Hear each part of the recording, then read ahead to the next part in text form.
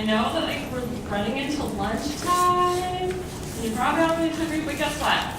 The good news is we get to talk about diarrhea just before lunch. Right on. Yeah, I'm a nurse, it doesn't bother me, so no big deal.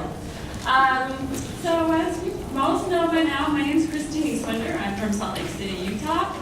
And yes, I did run to Yankee Stadium from my house. It was pretty awesome. Entertaining, but I know I've done this a couple times and I don't usually do it, but dang it, I'm already starting. Kind of got in trouble last time when Chris said, you didn't tell your story, and I don't usually do it. I just kind of have to feel it from the group, and you guys have been so awesome. And like yesterday, I was telling everyone, like, this is such an amazing group of students. Like, everyone's raising their hands, answering questions. But then I found out it was because you guys thought you had to participate in order to get a mission. So I'm just going to say, you still have to raise your hands and answer questions to keep your mission. How about that? No, you guys have been really awesome, and I kind of do feel like, I don't know, maybe it's because I have a Clash family member with me, but I just kind of do feel like I need to tell my story. I'm crying already. Damn it. I'll try not to falter it. So as I, introduced myself the other day, I was born with a cleft lip and cleft palate. That kind of brought on its own challenges through my life growing up. When I was I guess I was older than you guys. I was graduating from high school. My mom was a nurse, and she had heard about Operation Smile, and she thought, hey, this is an awesome way for us to kind of bond. She's like, I know the parent side and the nursing side, and you know the patient side, let's go do this. And I said, have fun, don't let the door get you on the way out. Which was very, very not like me, because I have been I drove my parents crazy for years with all my service projects, and but I've just always been really service oriented, so my mom's like, well, that's kind of weird.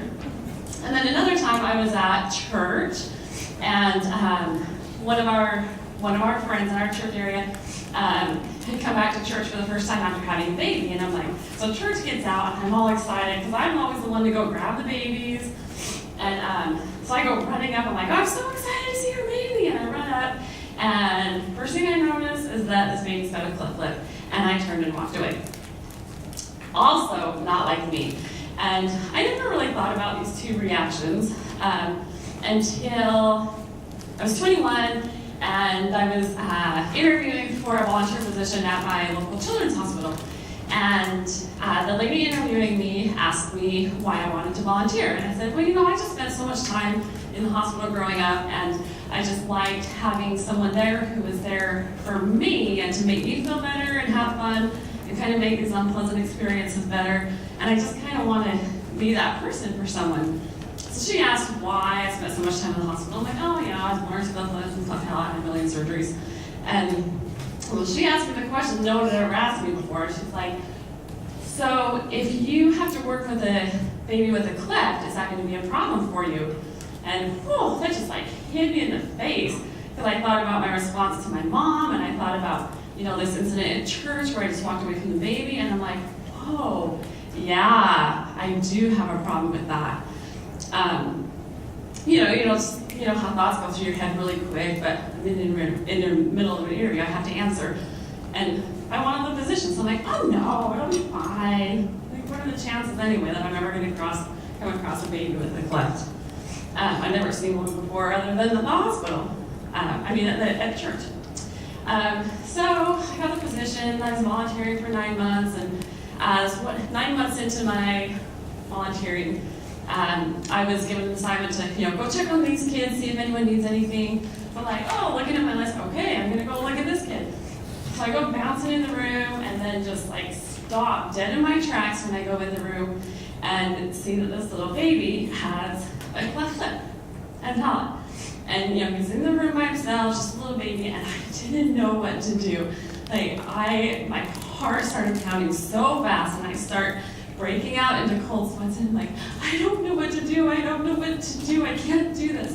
And then something just told me, Christy, this baby is your responsibility, and he needs he needs you right now. And so, it was the hardest thing in the world to go pick up that little baby. But I did. And I sat down in the rocking chair with this baby, and I just bawled. I looked out at his face and saw his unrepaired cleft, but I saw so much more than that. I saw into his eyes and saw the road that he had ahead of him, a road that he was going to travel alone with no one who knew what he was going through unless I helped him. And I just held that baby for hours, and I'm like, that night, I'm not exaggerating, it was that night I went home and started Googling Operation Smile and trying to figure out how to get involved. And my world has turned around completely. Operation Smile is my life. Everything I've done in my life since that moment has been because of Operation Smile. And other than being a Yankees fan, I don't know how that correlates, but I'm sure I can figure that out. But my job, I'm a little backwards. I tell people I'm a little backwards because most people get into the medical field and then start going on missions, but I got involved with Operation Smile later in life and loved it so much that I became a nurse. And so now I'm a nurse in the same unit at the same hospital that I was volunteering up, and I had my little aha moment. Sorry. I came across this story the other night when I was talking to Chris, and I think because Chris is here and Mara's here, this is a story that was read at my very first ISLC. When again I'm like, oh my gosh, that's why I have to do Operation Smile, and it kind of opened my eyes to. Thank you, Barb. I was hoping you would do that for me. Just keep the whole pen. Thanks. I promise the RT won't make me cry. Actually, okay. I'm a baby. Anyway, this is just a little story that is like my big aha moment. I'm sure it'll punch Mara in the face, kind of punch Chris in the face, and you for whatever your challenges are in life or whatever is helping you overcome them. But anyway, the story it's just a little short story, but it was told at my very first ISLC. It's called Puppies for Sale. A store owner was tacking a sign above his door which read Puppies for Sale. Signs like that have a way of attracting small children, and sure enough, a little boy appeared under the store owner's sign. "How much are you going to sell the puppies for?" he asked. The store owner replied, "Anywhere from $30 to $50. The little boy reached in his pocket and pulled out some change. "I have $2.37, he said. "Can I please look at them?" The store owner smiled and whistled out of the kennel, and whistled. Out of the kennel came Lady, who ran down the aisle of his store, followed by 5 tiny balls of fur. One puppy was lagging considerably behind. Immediately, the little boy singled out the lagging, limping puppy and said, "What's wrong with this dog?" The store owner explained that the vet had examined the puppy and had discovered it didn't have a hip socket. It would always limp. It would always be lame. The little boy became excited. "This is the puppy I want to buy." The store owner said, "No, you don't want to buy that little dog. If you really want him, I'll just give him to you." The little boy got quite upset. He looked straight into the store owner's eyes, pointing his finger, and said, "I don't want you to give him to me. This dog is worth every bit as much as all the other dogs. I'll pay full price. In fact, I'll give you $2.37 now and 50 cents a month until I've paid for him." The store owner countered, "You really don't want to buy this little dog. He's never going to be able to run and jump and play with you like all the other puppies." To this, the little boy reached down, rolled up his pant leg to reveal a badly twisted, crippled left leg supported by a big metal brace. He looked at the store owner and softly replied, "Well, I don't run so much myself, and this puppy will need someone who understands." So when I heard that story at my first ISLC, I'm like, that's it. This is why I'm here. I am here with Operation Smile because I understand. Mara understands. And this is our Everest. It's just like my biggest challenge in my life has been growing up with a cleft condition. But it's also, I conquered my Everest. That biggest challenge in your life, your Mount Everest. I conquered it, and it's my cleft. My biggest challenge has been my greatest reward. And I just want you guys to embrace that, whether it's Operation Smile or anything else in your life. Just find your Everest, embrace it, and just go and run with it. Okay, so that was my long introduction. Sorry. Now we're gonna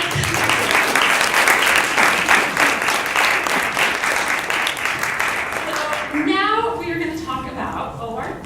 Oh, it does have the, okay, I was going to ask you what it stands for. Never mind, no chain is. And shut your books. But I kind of like to start out with a little quiz just to kind of see what you guys already know, and then I give you the same quiz later and see what I have taught you.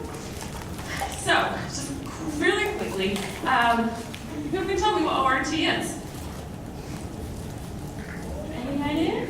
Okay. That has something to do with putting salt and sugar in water to get more electrolytes. Okay, that's exactly it. Well, we'll just kind of go through that and explain why in a few minutes. What causes dehydration? Diarrhea and vomiting. Okay. Anything else that causes dehydration? Lack of access to water, or not enough water. Okay. What are signs of dehydration? It's like something when you like press on your skin and I don't think it's going to retain water. Okay. If I forget that demonstration when we get to that point, remind me, Alex. yes, you are on the right path, and I do want to demonstrate it, but sometimes I forget. What are sources of potassium? Bananas. Everyone knows bananas. What other? Okay. All right. I just kind of wanted to see where we're at. So we're gonna see if this will work. Just a little video to start out.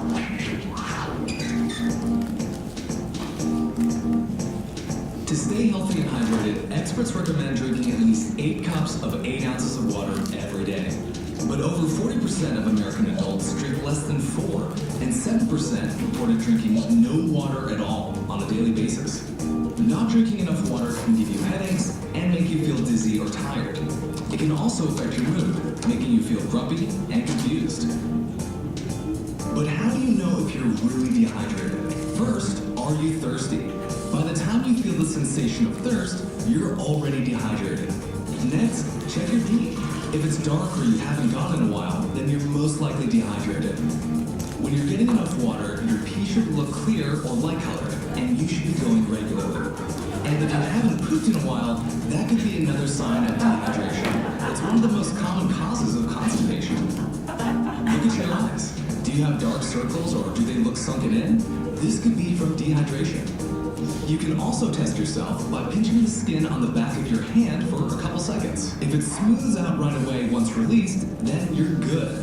But if it moves slowly back to its original position or seems to stay stuck together, you're dehydrated. So, how did you do? If you aren't getting enough water, here are a few simple things you could try. Drink water right when you wake up. Shake up plain water with fruit or flavoring. And eat fruits and veggies that have a high water content. How do you stay hydrated? If you're curious about what's in the water you drink, check out this video about fluoride from our friends at Deep News. Fluorine is the 13th most abundant element on the planet. It's in seawater. Things like fish, tea, and gelatin contain it, and it is a naturally occurring substance in minerals. That is to say, it's in all of the rocks because it's everywhere. Okay. I work the night shift. I'm pretty sure I probably found that video in the middle of the night when I thought everything was funny. Okay, so we're going to talk about water, rehydration, dehydration.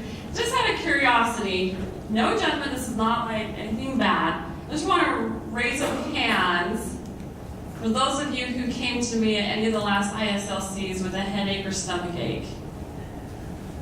Okay. What did I give you? Or what did Chris give you? What, were you like dehydrated? Did you have a headache? No, it's Stomach ache, okay. Wow, you guys must have been awesome because we had a lot of kids come to us the last couple of years. Okay, so water in the human body. Water is a major constituent in body tissue. Intake equals outtake equals equilibrium.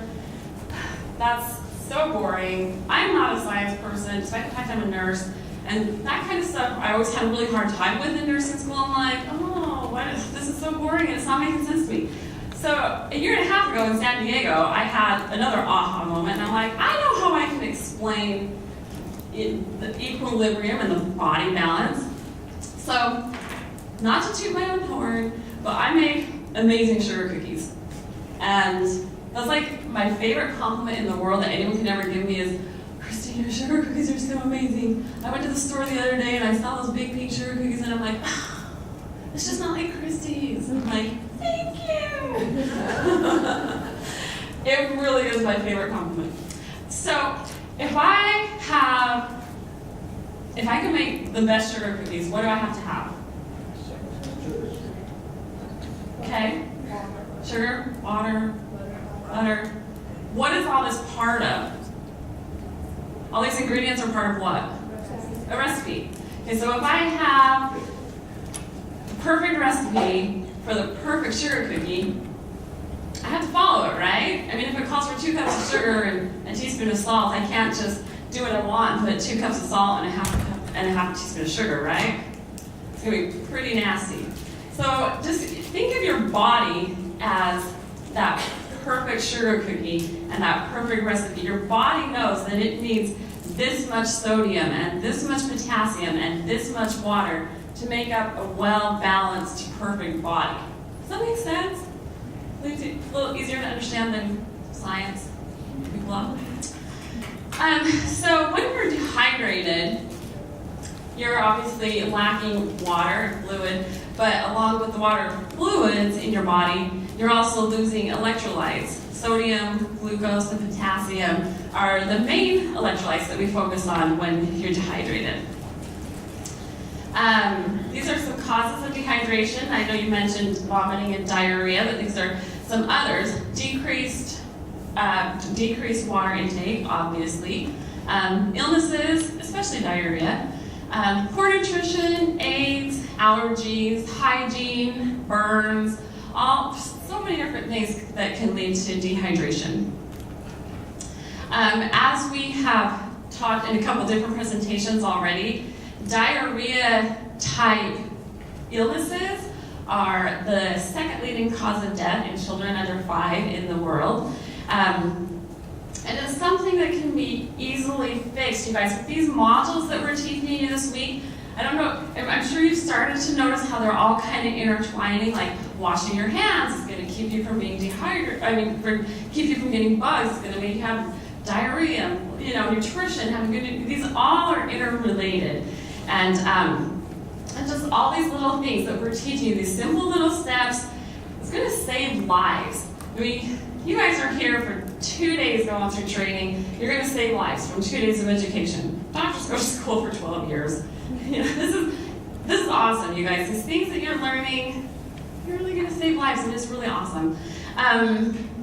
Safe water, sanitation, and hygiene are huge issues that contribute to the problem, as you saw yesterday with the water demonstration. And I think that's so awesome that Operation Smile is starting to incorporate these filters. It's really cool.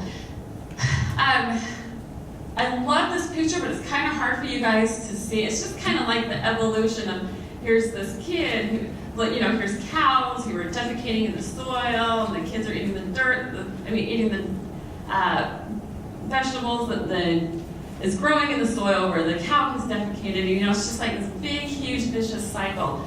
And I just want to point out that this is not just a problem in developing nations. Last summer, just before mission training, we had an outbreak of E. coli in southern Utah. I'm from northern Utah.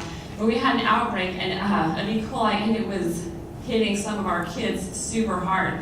And they discovered that this E. coli outbreak was from cattle and livestock, and these kids had been playing out with the cattle. And I had a little patient who actually passed away. You guys, this was the United States of America, and we were losing kids in southern Utah. And I was devastated. I was so devastated when I found out that she had passed away.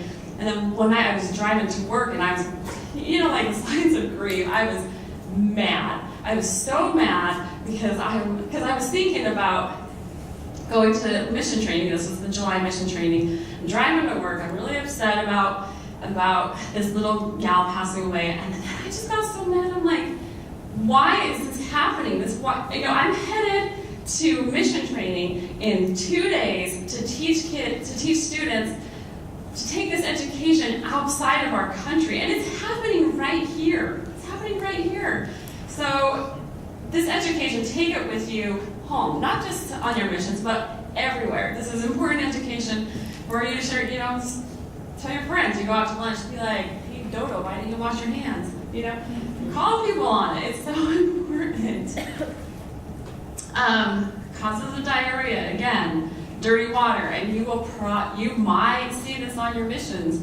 I've seen it on many missions. You're like driving down the road and you see these kids out washing their laundry and gathering drinking water in these filthy, filthy water holes. But it's what they have. What else do you do? In India, I saw men urinating in these gutters, and people are using that for drinking water. It's disgusting, you guys. Education, education, education. Obviously, diarrhea kills everything that's going on in your body, at least the malnutrition. It's just kind of a big, vicious circle. Signs and symptoms of dehydration. I kind of like that they use the baby here because I am a baby nurse, and so, the baby can't come into me and be like, oh, I haven't had a bottle in 2 days. I have to look at these signs. I'm like, okay, what's wrong with this baby? Oh gosh, look, it looks like she has a sunken fontanelle.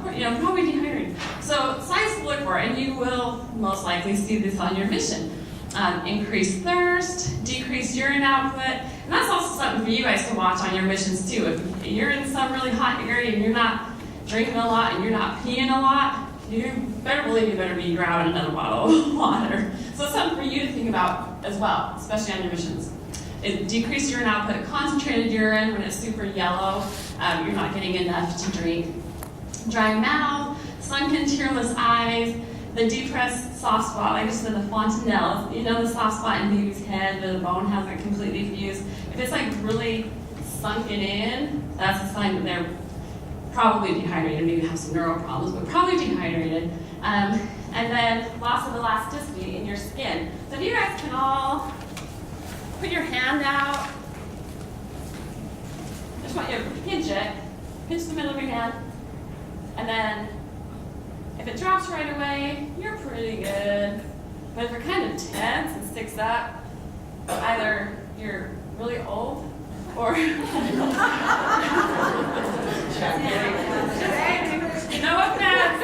offense, or you're dehydrated.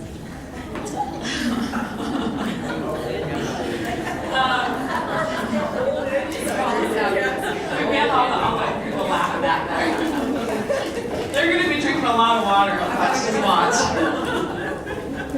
Also, change in behavior. You could be like super fussy or super lethargic.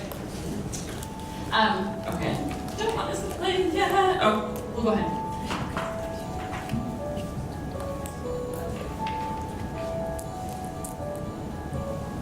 The Amazon. Months after devastating floods hit Peru's Loreto region, entire villages and neighborhoods remained badly affected. As a result of contaminated water, 3 out of 10 children here suffered from diarrhea. Cynthia Alado's family was not spared. Her 2 boys, Andy and Lucas, had serious bouts of diarrhea. And now, Andy is ill again. At the local UNICEF-supported health center, Cynthia receives a simple, life-saving treatment, oral rehydration salts. Combined with zinc, it can prevent 93% of deaths.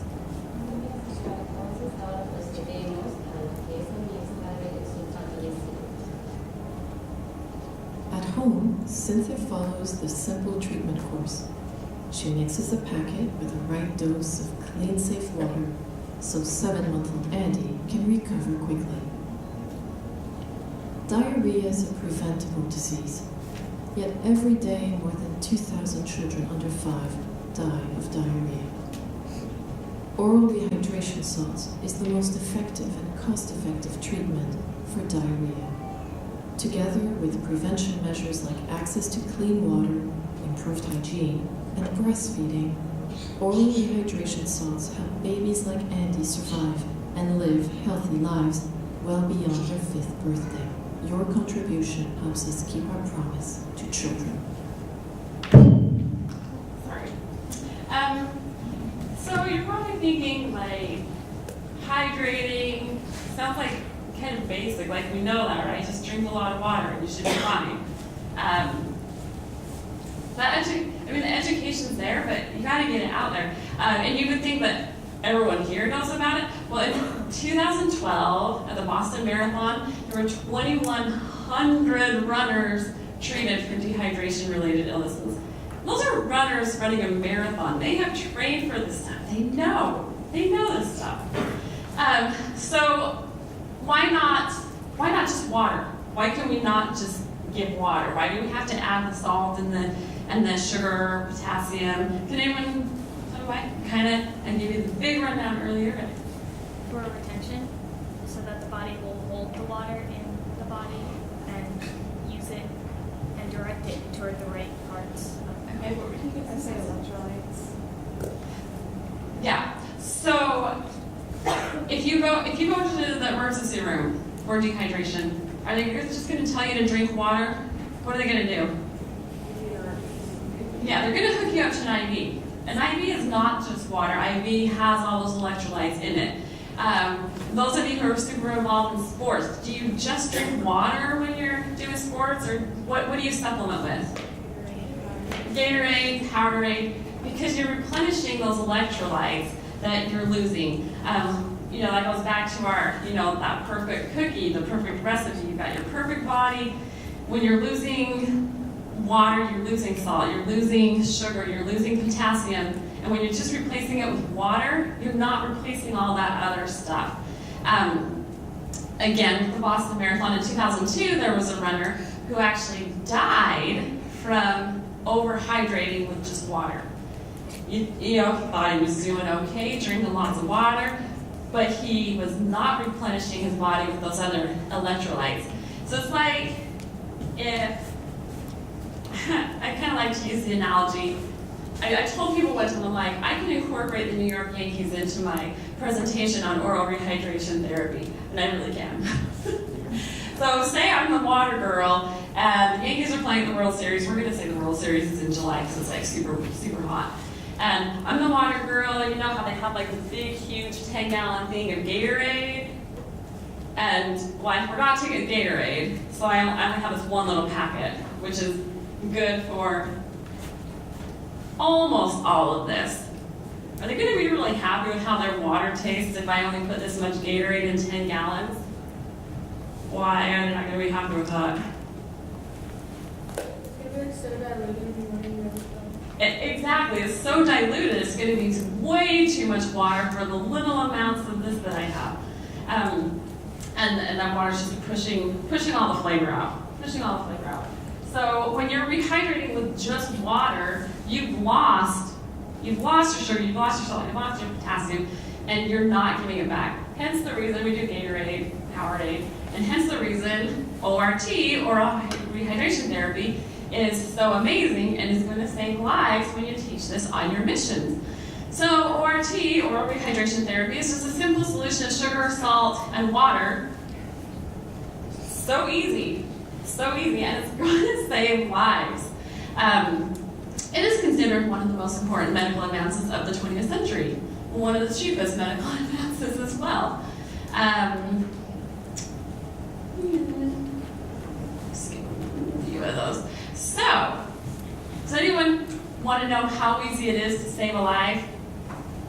Piece of cake. You've got a 1 liter bottle of water. I see people keep looking at that stuff. Someone's going to come help you make it in a minute. 1 liter bottle of water, 6 teaspoons of sugar, half a teaspoon of salt. Done.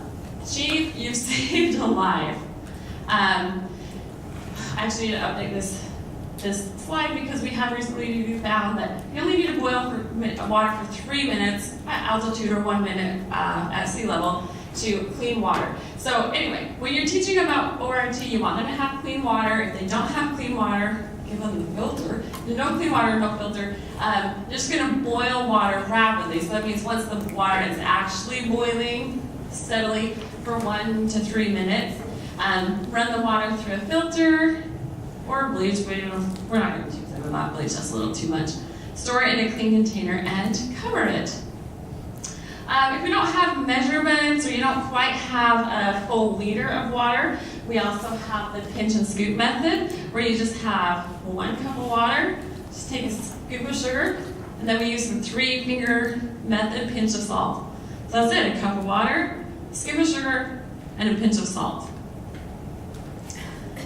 So with a child, you're going to replace, every time that they have diarrhea, you're going to replace with a half a cup to 1 cup of ORS, which that's oral rehydration solution. We're going to call it ORT. With adults, you give them 2 cups of solution after every time that they have diarrhea. And just have them take small sips, every 5 minutes or so. Even if they're vomiting, still have them continue to sip. Kind of like, when you're sick and vomiting, you're still going to drink Gatorade or something like that. Breastfed infants should still be given breast milk in conjunction with ORT. And just because they're vomiting doesn't mean stop giving it to them. Just make sure they're still drinking it. The one thing that we don't put in ORT is potassium. So we want to encourage different methods of getting potassium. So bananas, coconut milk, green vegetables. You guys think of any other sources of potassium? But our nutritionists back there. Oranges, like little orange juice, regular milk has potassium in it too. Oranges, milk, potatoes, beans.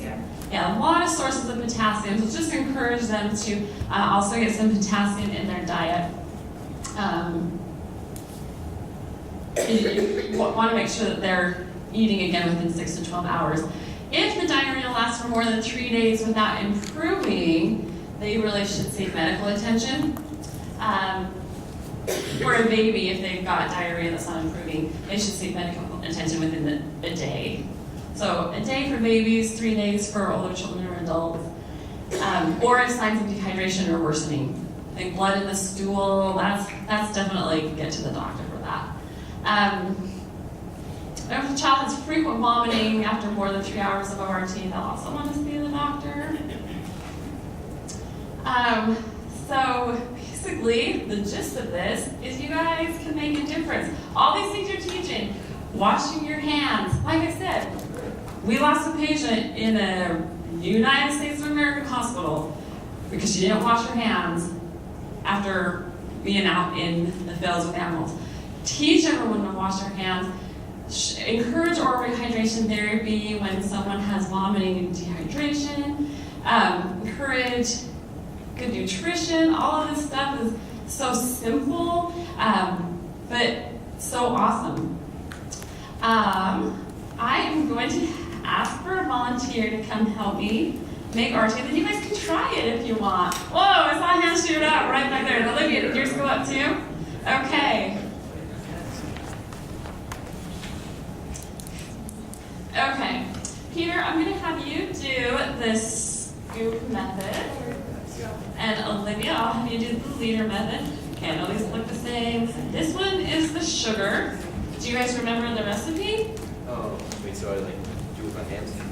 Yeah, so you have the 1 cup of water, and we're just going to show you how easy this is to save a life, okay? So Peter, let's see, that's the sugar, and this is the salt. So you have the 1 cup. He's got 1 cup of water. He's going to take a scoop of sugar with your hand. Yeah. Sorry, I kind of brought a small container. It's what fit in my luggage. Yeah. And then a pinch of salt.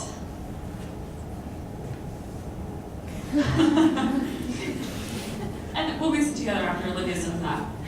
That's how easy is that, guys?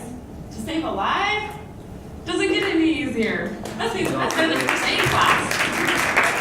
Okay, Olivia, do you remember what it is for the liter?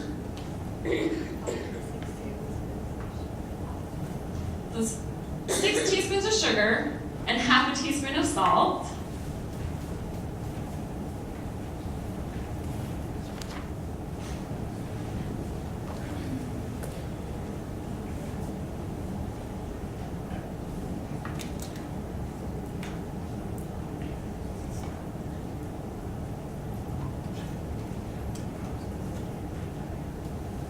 And here, you can go ahead and stir yours now. Just one, yeah, with one of those spoons.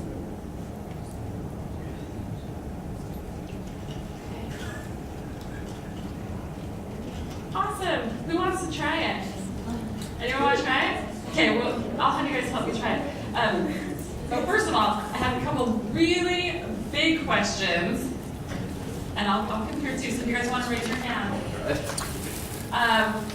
Got a couple gift cards for Starbucks. I want really difficult questions. Do you think you know the answer? What is your number one priority on a mission? Educate. Educate. Okay. The second hardest question. What is your number one priority on a mission? Okay.